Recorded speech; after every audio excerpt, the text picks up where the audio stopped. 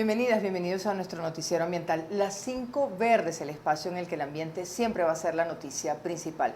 Comenzamos nuestro resumen de noticias. La primera información la dedicamos a la cumbre de la Amazonía en Brasil, que concluyó con una hoja de ruta para proteger las selvas tropicales, que ha sido elogiada como un paso importante en la lucha contra el cambio climático, pero sin duda sin los compromisos concretos que pedían organizaciones ambientalistas para poner fin a la deforestación. Presidentes y ministros de 8 países amazónicos firmaron una declaración de sus planes para impulsar el desarrollo económico de sus países y a la vez impedir que la larga agonía de la región llegue a un punto sin retorno. Varios grupos ambientalistas expresaron su decepción con la declaración, que consideraron una compilación de buenas intenciones con escasos objetivos y plazos concretos. La organización indígena más grande de la región se declaró complacida, sin embargo, con la inclusión de sus 2 reclamos principales.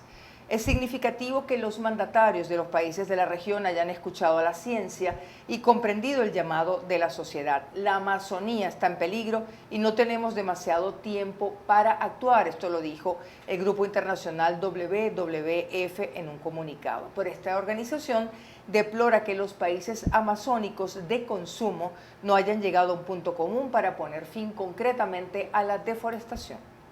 Vamos con nuestra segunda información, y es que más de 1 millar de personas han trabajado en la limpieza del lago de Maracaibo en nuestro país en varias jornadas de descontaminación efectuadas durante la semana pasada y que deben continuar en las próximas semanas, según información oficial del Ministerio de Ecosocialismo.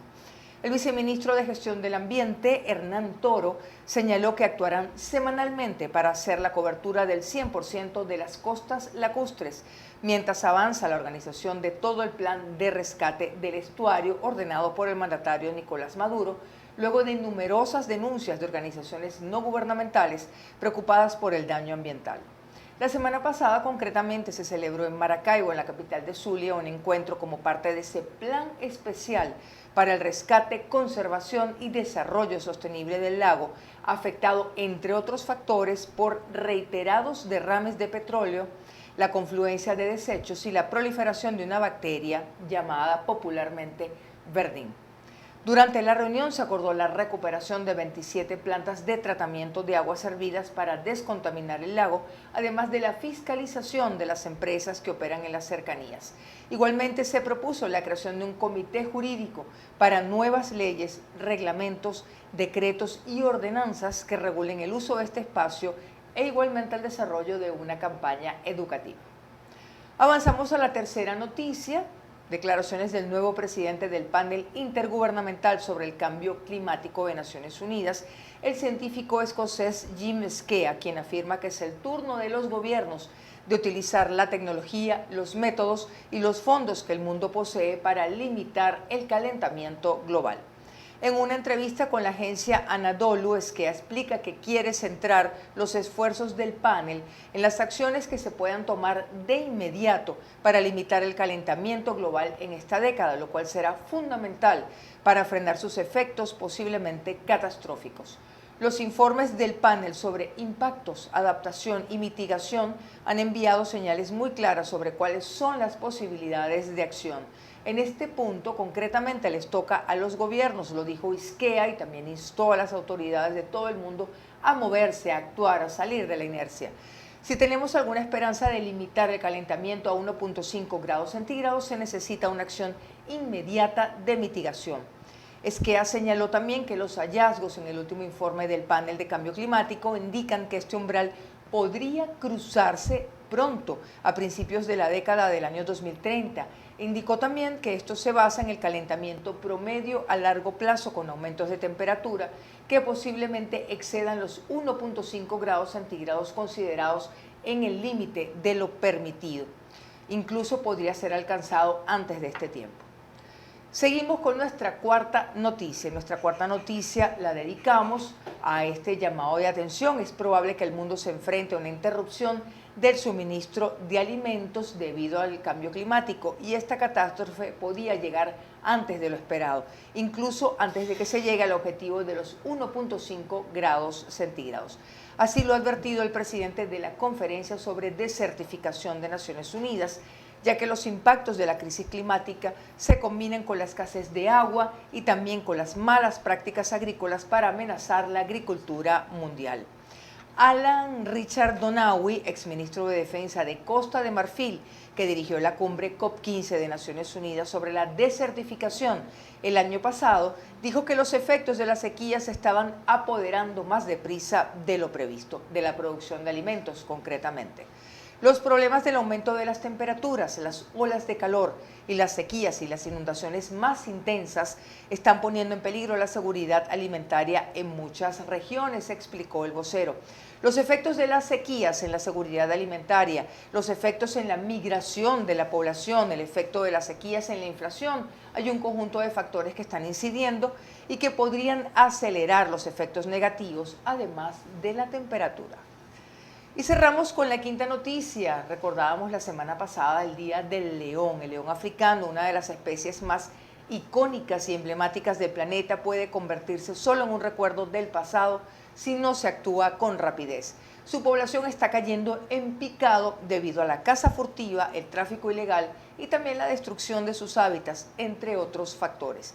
90% de los leones africanos se ha perdido en un siglo y ya se han extinguido en 26 países. Esto lo alertó la organización ecologista WWF en el contexto de la celebración del Día Mundial del León el pasado jueves 10 de agosto. También advirtió la organización que la situación de vulnerabilidad en la que se encuentra este gran felino parece ser irreversible. Según el Fondo Mundial para la Naturaleza, en los últimos 25 años, el número de leones africanos se ha reducido a la mitad, por lo cual quedan entre 20.000 y 30.000 apenas en estado salvaje, distribuidos en tan solo una décima parte de su territorio histórico, según un comunicado de esta organización no gubernamental. El gran felino, el león, está incluido como vulnerable en la lista roja de la Unión Internacional para la Conservación de la Naturaleza, la UICN. Este es el paso previo para que sea incluida ya en la categoría en peligro de extinción. De esta manera finalizamos nuestro noticiero ambiental Las 5 Verdes. Quédense con nosotros. Al regreso conversaremos con el doctor Joel Horta, abogado, además analista político independiente, sobre la situación de la Alameda, entre el reclamo de los vecinos, la posición de la alcaldía del municipio Baruta y ahora la intervención del Ministerio de Ecosocialismo. Ya regresamos. Soy Joven, ¿y qué? Un programa que visibiliza la realidad de la población joven en Venezuela. Conéctate todos los martes a partir de las 10 de la mañana a través de la plataforma comunicacional Punto de Corte y sus redes sociales. Seguimos con más de nuestro programa Las 5 Verdes. Como lo habíamos anunciado, vamos a conversar con el doctor Joel Horta, abogado, dirigente político también del municipio Baruta, sobre esta crisis que se ha generado con la construcción de las canchas de pádel en la Alameda y las consecuencias que evidentemente eso puede tener. Ya vemos que hay distintos puntos de vista al respecto. Gracias por acompañarnos, gracias por estar con nosotros. Gracias por la invitación, Vanessa, de verdad que... ¿Quién tiene la razón allí? Los dueños del terreno, los vecinos que no quieren las canchas de pádel. Al final Baruta, para hacer un poquito de memoria histórica, era parte de lo que se llamaba Consucre. Claro. Baruta fue una hacienda, una importante hacienda hasta prácticamente los años 20 del siglo XX, cuando comienzan entonces a desarrollarse algunas urbanizaciones y siempre fue un municipio muy verde. Muy verde, de hecho su identidad es una hoja. Es una hoja. Claro. Y los vecinos de Baruta son unos vecinos con una característica muy especial en relación al cuidado del verdor de su propio municipio. De modo que el movimiento vecinal baruteño también históricamente ha sido muy importante. Las asociaciones de vecinos de Baruta, por ejemplo, todo lo que fue el Cafetal, que también era una hacienda, tiene asociaciones de vecinos de mucha tradición, de muchos años. Lo mismo el caso de Prados del Este, el mismo tema de las Mercedes. Pero haciendo un poco de historia, en el año 89, cuando se desprende el municipio de Baruta, se crea el municipio de Baruta y sale ya de Consucre, su primera autoridad local, su primer alcalde es Gloria Lizarraga de Capriles, que era una mujer celosísima con ese tema particular. Con el tema ambiental. Con el tema ambiental. De modo que allí se crea la primera ordenanza de las Mercedes y se crea la primera ordenanza que tiene que ver con el tema de la construcción y hasta dónde llegar. No se logró en esa gestión la creación del plan de ordenamiento urbano local, que era lo que aspiraban los vecinos. Luego de ello viene como alcalde Ángel Enrique Zambrano. En ese periodo me corresponde a mí ser concejal del municipio y se crea una ordenanza donde la urbanización Las Mercedes es como una especie de gran casona a dos aguas, con un máximo de 6 pisos de construcción para las distintas edificaciones. Pero eso no se respeta ahora. No, por supuesto, porque luego... Eso cambió, evidentemente. Luego viene entonces el gobierno de Ivonne Atas. Allí no hay mayores modificaciones desde el punto de vista de la modificación de la ordenanza para el crecimiento vertical de las edificaciones. Luego viene Enrique Capriles, más o menos todo se mantiene, pero cuando asume Gerardo Blay la alcaldía del municipio, se modifica la ordenanza. Y esa ordenanza permite el crecimiento desmedido de las edificaciones, particularmente de las Mercedes. En su opinión, ese fue el punto de partida. Allí comienza el quiebre y allí comienza la voracidad. Yo siento que allí se empieza a ver al municipio de Baruta como una especie, o la alcaldía del municipio como una especie de corporación. Y pese a ser un municipio tan verde. Bueno, pero ahí compiten los intereses, evidentemente. Bueno, por supuesto, el metro de terreno de las Mercedes y de las urbanizaciones importantes del municipio de Baruta tienen un costo altísimo. Claro. De hecho, todo este tema de las 27 torres que se construyen en las Mercedes, ya luego en la gestión del alcalde González, aun cuando él alega que eso fue una permisología previa, pero también se han otorgado permisos durante esta gestión, y allí no hay responsabilidad solo del Ejecutivo Municipal, porque nada de eso ocurre sin que haya la participación del Consejo Municipal, de la Cámara Municipal, sobre todo la responsabilidad del presidente de la Comisión de Urbanismo, que en este instante es el presidente de la Cámara, porque allí ha habido también unas disputas internas muy importantes de desprendimiento de gente que venía del movimiento Primero Justicia, que luego se van a Fuerza Vecinal, y ahí hay una confrontación. Usted dice que hay una confrontación política. Hay una confrontación política inmensa, tanto así que hay varios detenidos de la gestión del alcalde González al día de hoy por el tema del presunto lavado de dinero y de con todo el escándalo de las Mercedes. ¿Usted conecta eso con el problema ambiental del municipio? Lo conecto directamente. ¿Por qué? Porque definitivamente para quien no tiene sentido ambientalista, un metro verde no vale nada ante un metro de concreto. Claro. Y evidentemente que lo que se puede crecer en Baruta, si intervienen áreas verdes, como las hay muchos en ese sector, no solo de la Alameda, sino todo lo que tiene que ver hacia Cerro Verde. Allá hay una zona gigantesca, pero vamos más allá. No insistieron en ir hacia Bellomonte y hacia Chuao porque pensaban hacer exactamente lo mismo que en las Mercedes en esos dos sectores. Y uno no puede... Es decir, ese crecimiento alto. Así es. Y vamos a estar claros, no podemos estar en contra del desarrollo, pero el desarrollo tiene que estar sustentado en la planificación urbana. ¿Qué porcentaje del municipio tiene áreas verdes, doctor Horta? Bueno, si tiene la información actualizada. Ese es un municipio que en su momento llegó a tener un 80% de áreas verdes.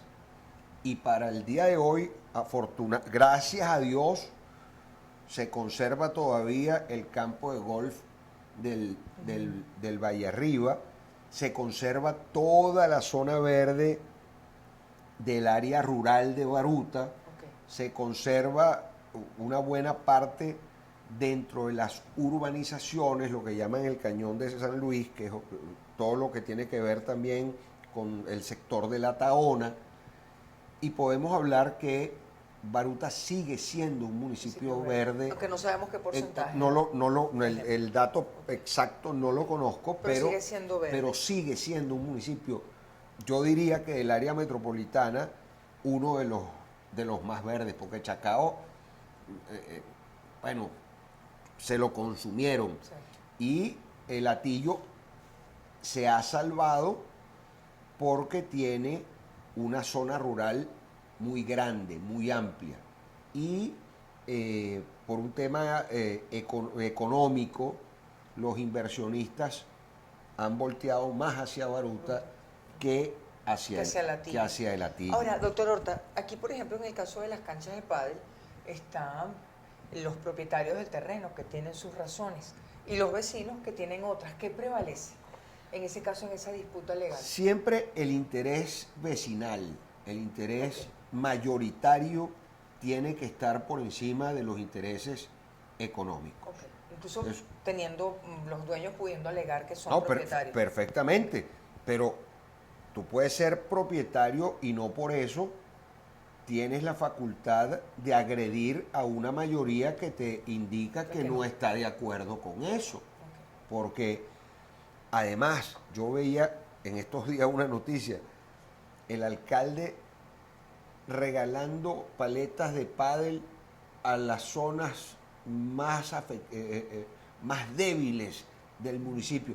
¿Qué tiene que hacer un vecino, por ejemplo, de Las Minitas, del Rosario de las Minas, del Placer de María, de La Palomera, jugando pádel? Está muy bien que haga un deporte, pero no es prioridad, por ejemplo, en este momento de tiempo escolar, que se inicia el tema escolar, claro, que en vez de una raqueta de pádel se le pueda dar una dotación escolar a ese niño. Es decir, todo parece indicar que ahora el negocio gira hacia el tema deportivo, no solo con el pádel, porque en Baruta se han construido varios complejos deportivos importantes donde la intervención sobre el verdor municipal fue muy importante. Claro, en este caso hablamos del pádel porque ha sido quizás lo más, más difundido. Pero entonces, igual sucedió con las canchas de fútbol, con canchas de tenis, con canchas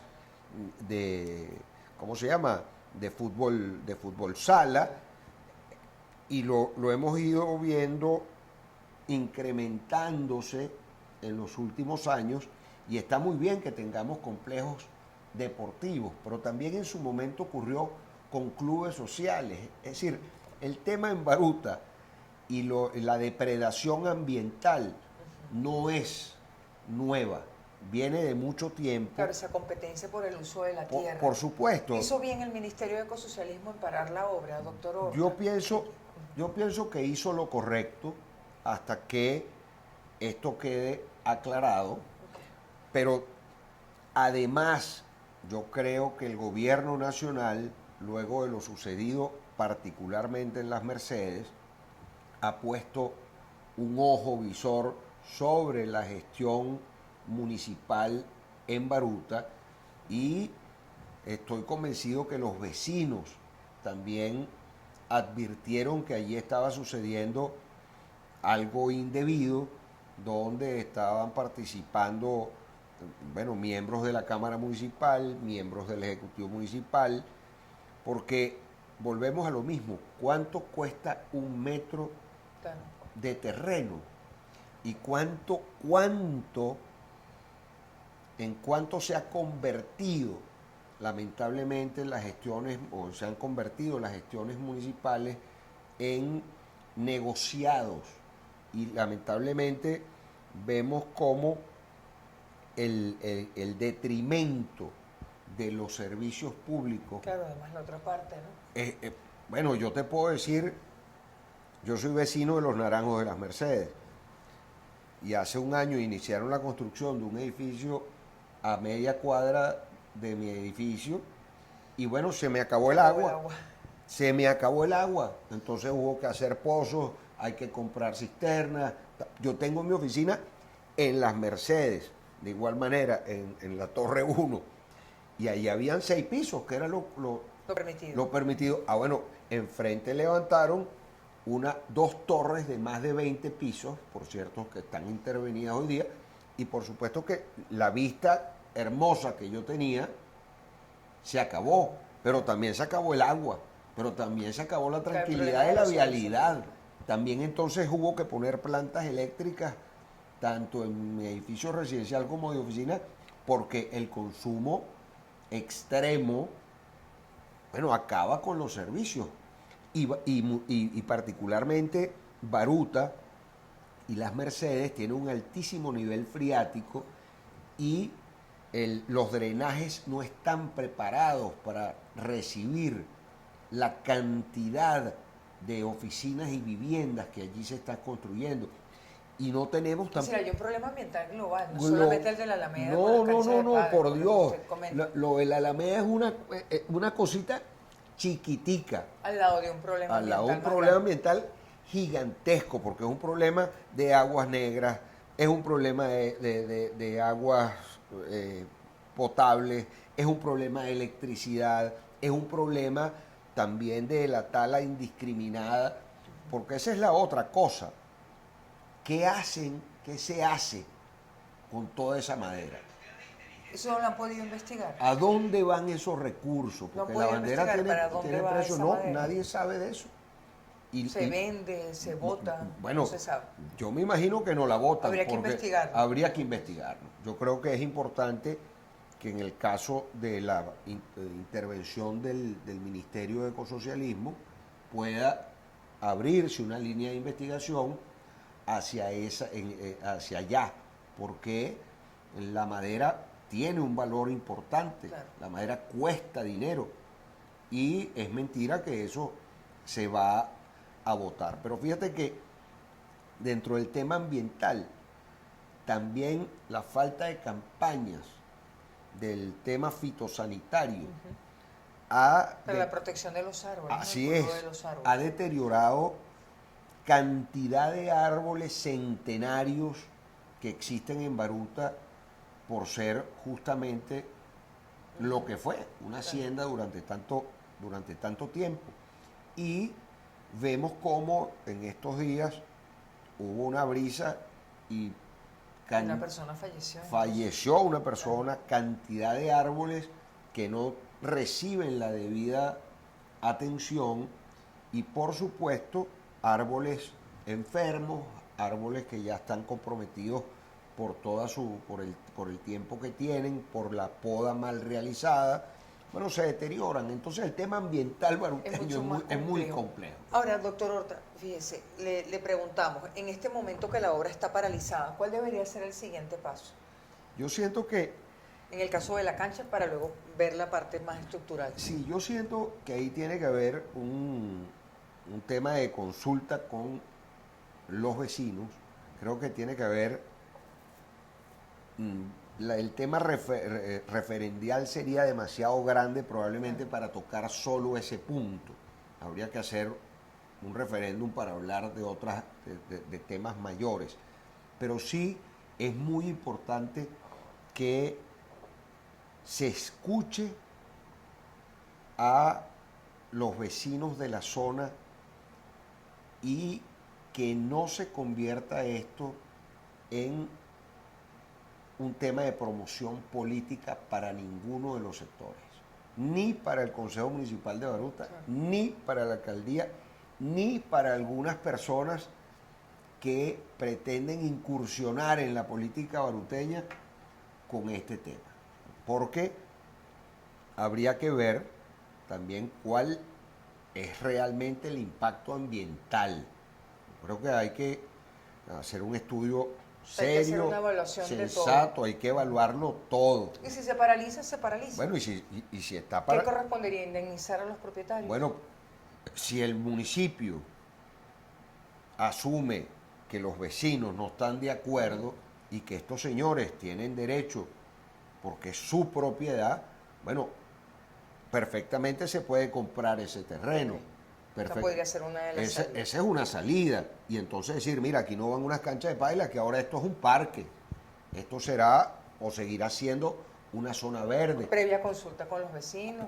¿Es así? O buscar y decir, mira, para que el impacto ambiental no sea tan grande, la obra no debe ocupar tantos metros, sino que debe ser más pequeña, debe ser redimensionada, debe ser integrada con otras formas de distracción y de diversión dentro de esa área. Claro. Y el impacto, por supuesto, se reduce. Yo recuerdo, por ejemplo, en el caso de Expansú, en el Hatillo. Y bueno, allí se hizo un zoológico de contacto donde la intervención fue absolutamente mínima. Y el tema ambiental y los vecinos estuvieron conformes porque con la forma como se hizo. Entonces por ahí debemos ir. Pues. Esta podría ser una opción en el caso de las canchas. Doctor Horta, le preguntamos para ir finalizando la conversación. ¿Y el problema estructural ambiental de Baruta? Bueno, ¿Cómo piensa que debería ser abordado? Allí ¿Es un asunto de ordenanzas? Yo soy un convencido que en Baruta tiene que realizarse un profundo estudio de cada una de las ordenanzas que están vigentes al día de hoy, modernizarlas, actualizarlas, pero además de ello, entrelazarse con el sector privado para que entiendan que si no hay la posibilidad de estabilización entre los servicios y métodos de construcción, es inviable. Claro. Porque no es posible que el ánimo de lucro esté por encima de la calidad de vida de los vecinos. Habría que regular las cosas, es decir, cambiar, cuando dice de modificar ordenanzas, claro, por ejemplo, restringir la construcción. ¿Cómo regulamos? Bueno, yo estoy convencido que el crecimiento vertical exagerado va en detrimento de los vecinos, porque cada edificio de 20, 25 pisos requiere de más energía eléctrica, requiere de más agua, requiere además de más áreas de estacionamiento, requiere de una cantidad de cosas que, bueno, por supuesto, si no tienes la conectividad con ese servicio eléctrico, con ese servicio de agua, porque es mentira que tú puedes hacer por cada edificio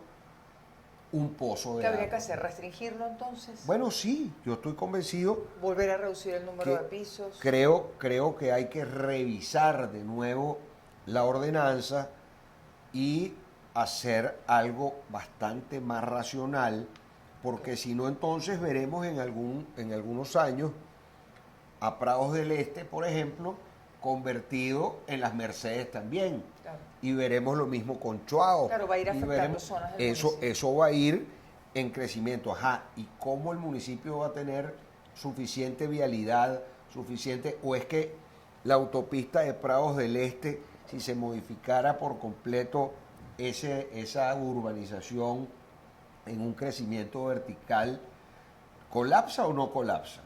¿De dónde le dan el agua si al día de hoy en Prados del Este la gente no tiene agua? No la tiene. Claro. Ajá, pero lo mismo puede pasar en el Cafetal, con todas las zonas que que hoy día tienen viviendas verticales, que son casas de familia. Entonces, lo que hay es que establecer que si vamos a desarrollar hacia allá el municipio y lo proyectamos en 30, en 40, en 50 años, lo primero que tenemos que es revisar, por ejemplo, con el ministerio, con Corpoelec, qué podemos hacer nosotros en conjunto para que Baruta tenga electricidad. Y luego hablar con Hidrocapital y decir qué podemos hacer y cuánto se debe invertir para que podamos tener agua. Es que es así. Y elaborar un plan de ordenamiento urbano local. Porque es que en los municipios del país, en la mayoría, reina la anarquía. Y los alcaldes se convierten en unas especies de reyesuelos que no solo modifican el tema o afectan el tema ambiental y el tema de servicios, sino también el tema impositivo. Es decir, hay que el tema municipal organizarlo, porque lamentablemente el centralismo deshizo la municipalización y eso se convirtió en un régimen absolutamente anárquico. Y yo soy un convencido que si nosotros tenemos 335 municipios organizados y que funcionen, 24 estados que funcionen, bueno, tendremos un país que funcione. Esa debería ser la lógica, esperemos que así sea. Muchas gracias, doctor Horta. Un gusto, Vanessa. Muchas gracias, eso pareciera ser lógico, ojalá sea así. Ojalá, ese es el deber ser. Gracias por acompañarnos. Gracias. Despedimos esta conversación con el doctor Joel Horta, abogado, analista político, además dirigente político en el municipio de Baruta, con una visión distinta y que puede ver la complejidad de todos los factores que están incidiendo allí. Y así llegamos al final de nuestro noticiero ambiental, las 5 verdes por el día de hoy. Como siempre, gracias a todo el equipo de la plataforma comunicacional Punto de Corte, gracias a todas y todos ustedes por habernos acompañado hasta aquí. Les recordamos que nuestro noticiero ambiental Las 5 Verdes es una coproducción de la plataforma comunicacional Punto de Corte y del grupo de periodistas Doble Vía. Muchísimas gracias y hasta una próxima oportunidad.